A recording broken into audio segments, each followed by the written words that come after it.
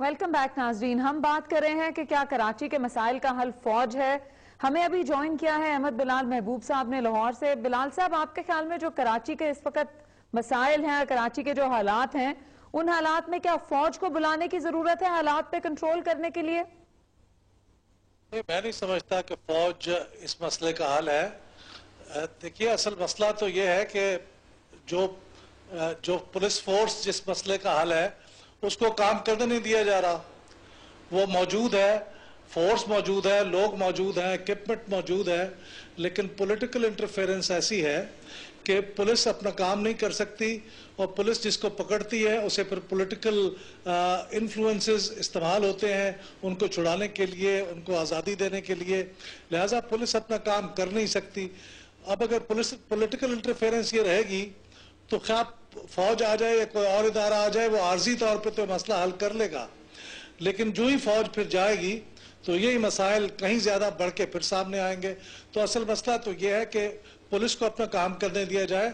दुनिया में जहां भी लॉ एंड ऑर्डर के मसाइल हल हुए हैं कि पुलिस को आपने पॉलिटिकल इंटरफेरेंस से आज़ाद किया है और वो उससे आज़ाद होकर अपने फराज से अंजाम देती है।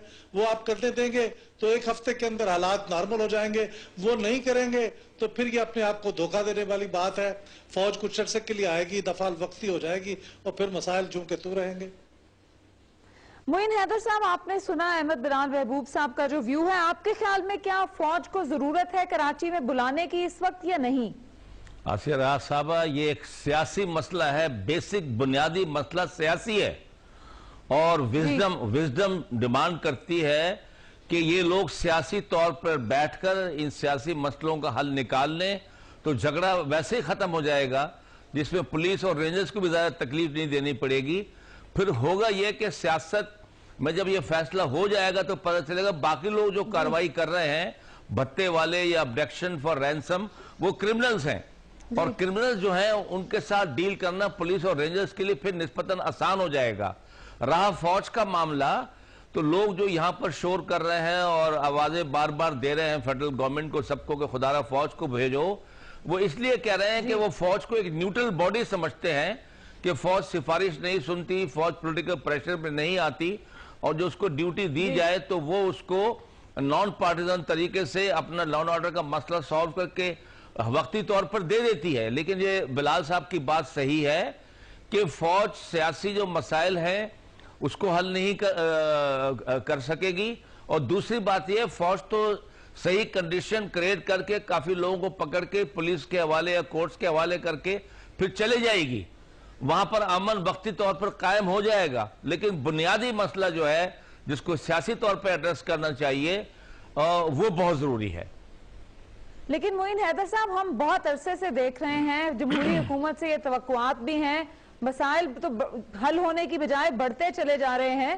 सो जो अवाम का ये ख्याल है कि फौज के आने से, आपने खुद भी ये कहा कि न्यूट्रल एक फोर्स के तौर पे उसको सोचते हैं, दूसरी तरफ से चीफ ऑफ आर्मी स्टाफ ये कहते हैं कि वो अवाम की तवक्कुआत के ऊपर भी पूरा उतरेंगे, तो ये उनकी डिमांड किस कदर नाजायज है और फौज के लिए ये कितनी बड़ी इस वक्त ये होगी, जरूरत होगी कि फौज इस वक्त आए या फौज ये फील करे कि उसको इस वक्त जाना चाहिए? देखिए, क्यानी साहब ने इस पर अपना पॉलिसी स्टेटमेंट दे दिया है। वो कहते हैं कि अगर हमको फेडरल गवर्नमेंट और सूबाई हुकूमत ये ड्यूटी देगी या हमको बुलाएगी तो जाहिर है, उन्होंने कहा कि अगर ये पॉलिटिकल रिक्वायरमेंट है उनकी तरफ से, लीडरशिप की तरफ से, तो हमें ये काम करना पड़ेगा। अब कुछ लोग कहते हैं कि फौज फाटा में भी है, सवात में भी है, कुरम एजेंसी में भी है, तो ईस्टर्न बॉर्डर्स का ख्याल भी कर रही है। तो बहुत से लोग कहते हैं कि मुमकिन नहीं है फौज का, लेकिन जितने डिप्लॉयमेंट की यहाँ जरूरत है वो यहाँ पर की जा सकती है अगर हालात इतने खराब हो जाएं। लेकिन बिलाल साहब की मैं इस बात से मुत्तफिक हूं कि हमने अब तक पुलिस को और रेंजर्स को उनकी ड्यूटी सही तरीके से सरंजाम देने के लिए सही इन्वायरमेंट और माहौल में वो माहौल उन्होंने फराहम नहीं किया। वो माहौल क्या ओवरनाइट पैदा हो जाएगा मोइन हैदर साहब? जी हाँ, बिल्कुल ओवरनाइट पैदा हो सकता है कि जब वो कहें कि हमारे सियासी जो हमने कोशिश की इसको मसले को हल करने की, कि सियासी तौर पर मसला हल हो जाए, कोई party bigger share of cake ना मांगे, अपना इन्फ्लुएंस को बढ़ाने के लिए वो तशद्दुद का इस्तेमाल ना करे। अगर वो इस चीज को नहीं समझते तो जाहिर है फिर पुलिस और रेंजर से कहना पड़ेगा कि आप बड़े इम्तियाज कार्रवाई करें। लेकिन अगर एक फैक्शन पॉलिटिकल वो ये समझता है कि हम पुलिस और रेंजर्स को इस्तेमाल करके एक सियासी कुव्वत को या सियासी अपोजिशन को या पार्टी को दबाएं और उनसे उनका इन्फ्लुएंस कम करके अपना इन्फ्लुएंस बढ़ाएं, तो वो भी एक बहुत बदकिस्मती होगी जिससे हालात और पेचीदा हो जाएंगे। अच्छा बिलाल साहब, वेरी क्विकली आप बताइएगा कि स्वात के अंदर भी फौज आखिर गई, वहां पे भी लॉ एंड ऑर्डर की सिचुएशन थी। कराची के अंदर अगर लोग ये डिमांड कर रहे हैं कि फौज के आने की जरूरत है, लॉ एंड ऑर्डर बहुत बिगड़ चुका है, तो क्या फर्क है दोनों सिनेरियोज के अंदर?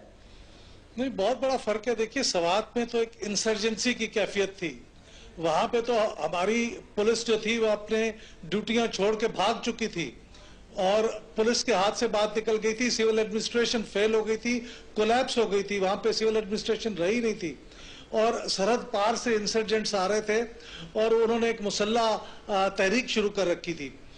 वहां पे जब फौज बुलाई गई तो आपने देखा कि आबादी का इनखला करना पड़ा, आबादी को शहरी इलाकों से निकाला गया और उसके बाद फौजी ऑपरेशन हुआ।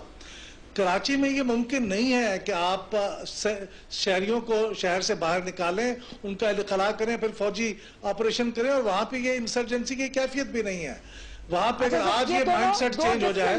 दो डिफरेंट सिनेरियोज हैं। नाजरीन, हमें लेना एक क्विक कमर्शियल ब्रेक के बाद आएंगे तो यही गुफ्तगू दोबारा, यहीं से इसका सिलसिला दोबारा जोड़ेंगे।